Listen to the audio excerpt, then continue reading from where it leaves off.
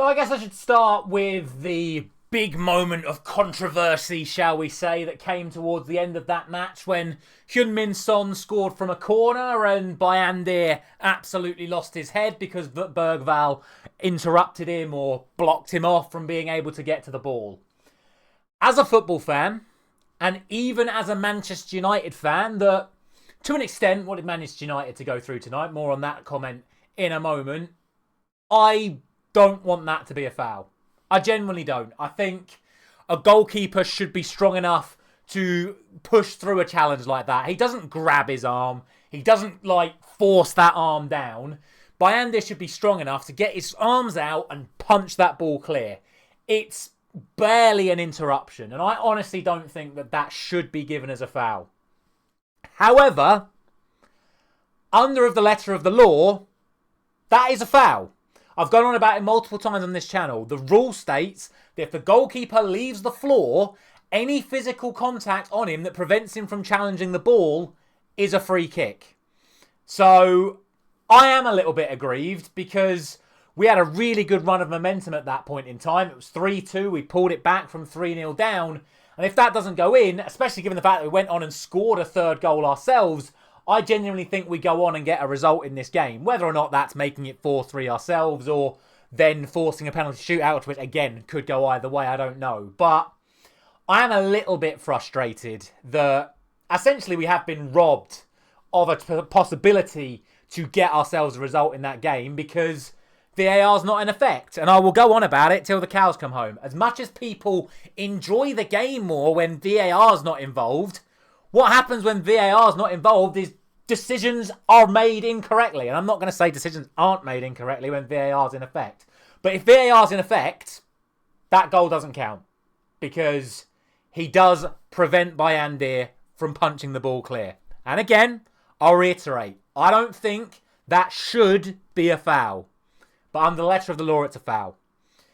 Outside of that, look, that was a really fun game. And I'm not too fussed that we've gone out. Obviously, I'm frustrated in the manner of how we've gone out, both on that refereeing decision and the state of all of the goals that we have conceded today. But when I approached this game, I said it when I did my predictions video, I didn't expect us to play our full first team, and I didn't expect us to try to overcommit ourselves to win this match because we're about to head into a January transfer window where Ruben Amorim is going to want to bring in his own players. This is probably the biggest January transfer window we have had in a very, very long while because we don't tend to bring managers in at this point of the season. So this is a huge January transfer window we've got coming up.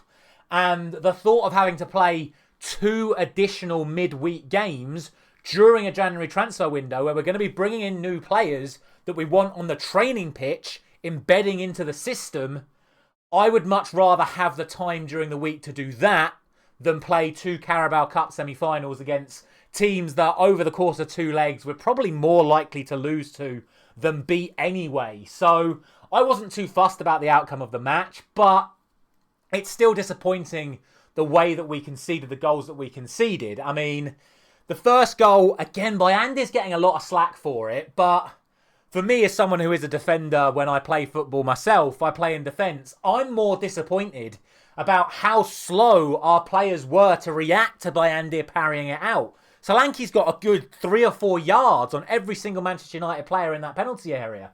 We've got to be more alert in that situation. And you can say what you want, Bayandir should have dealt with the ball better. Firstly, it takes a deflection off of Højlund. I don't understand why no one's talking about that. It doesn't change the angle of the ball, or the horizontal positioning of the ball, but that ball is rising, it hits the underside of Højlund's boot, and it comes back down.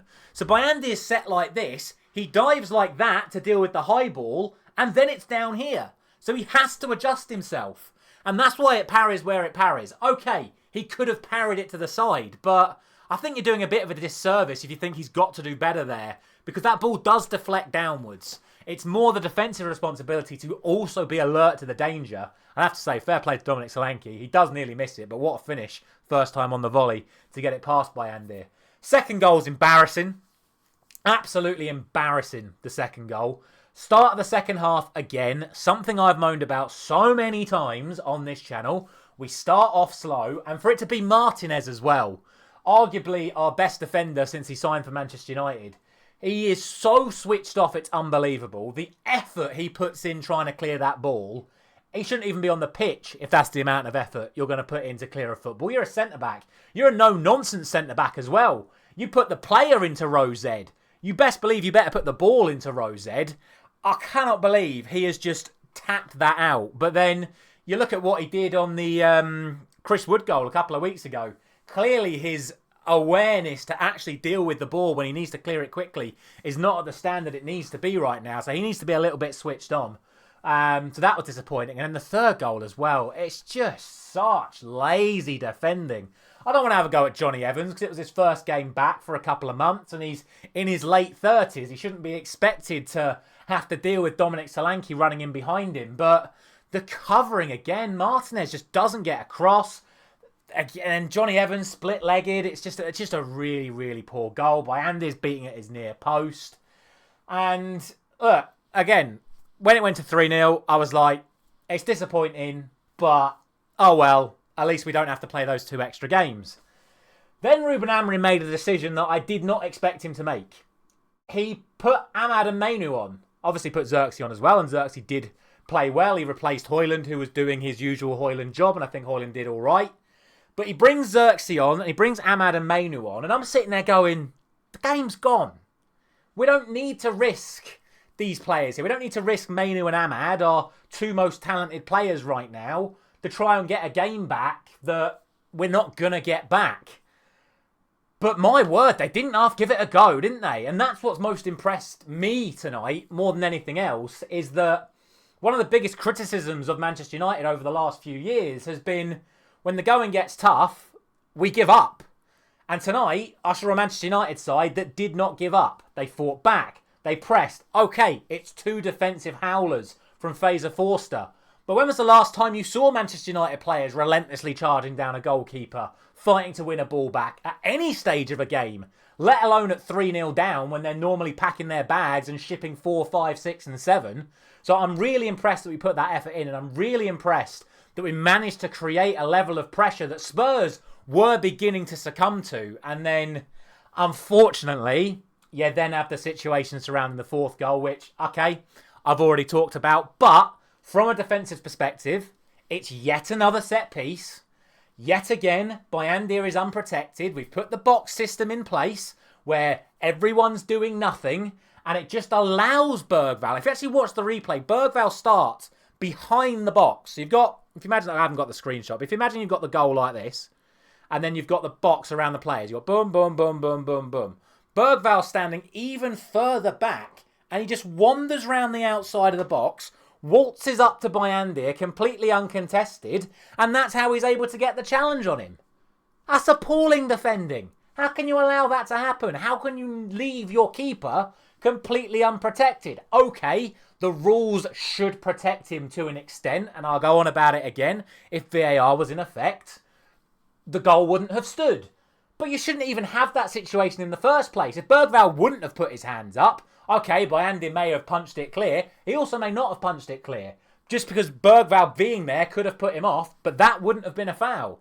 So I don't like that. And then, as I've already spoken about, I still think Bayandir, even with Bergvall putting his arm up, you've got to be strong enough to punch through it and deal with it. We're trying to claw back a game, show a bit more fight, and actually push yourself through it. I'm not going to sit here and say Onana would have done much better, because he's a bit flappy on corners as well. Still not as bad as De Gea, don't get me wrong.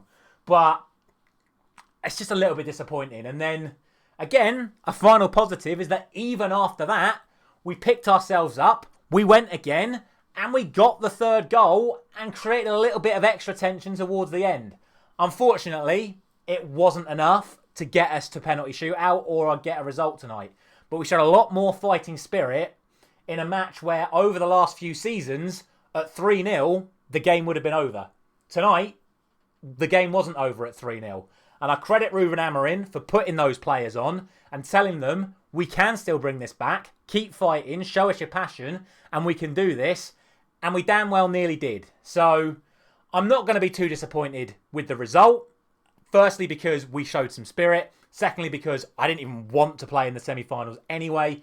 Again, we've proven it over the last couple of years. We've had our cup runs and we've won trophies in the last 2 years. I don't care about winning the League Cup and the FA Cup this year. My priorities are hopefully getting back towards the Champions League positions in the Premier League, but my primary focus is winning the Europa League because that gets us back into the Champions League. Focus your first team players on that. There are not anywhere near as many good teams as in that as there are even in the Premier League, let alone, anything else. So I'm not too disappointed that we're knocked out because we get those 2 weeks to embed new players into the squad. I'm not too disappointed that we've lost the game 4-3 because at least we've got those 3 showing those fight. It's just a shame that it's come at the expense of some horrendous goals that we have conceded today under those same old circumstances again. Switching off at the start of a second half, switching off on set pieces, and just a little bit of lack of organisation at times when we needed to show it. But at the end of the day, it is what it is. We're out the League Cup. Focus now switches to Bournemouth at the weekend. Will not be an easy game by any stretch of the imagination. But I have to believe if we show the same amount of spirit that we showed today, put the regular first team players back in like De Ligt. I mean, for crying out loud, you could tell De Ligt wasn't playing today. I do feel for Lindelof. That felt like the end for Lindelof for me today. He had a poor first half and then went off injured again. So really, really disappointed to see that happen to Lindelof. It was obvious De Ligt wasn't playing today. So it'd be good to see him back in the side come Bournemouth on Sunday. As always, let me know your thoughts down in the comment section below. Thank you very much for watching. I'll see you very soon.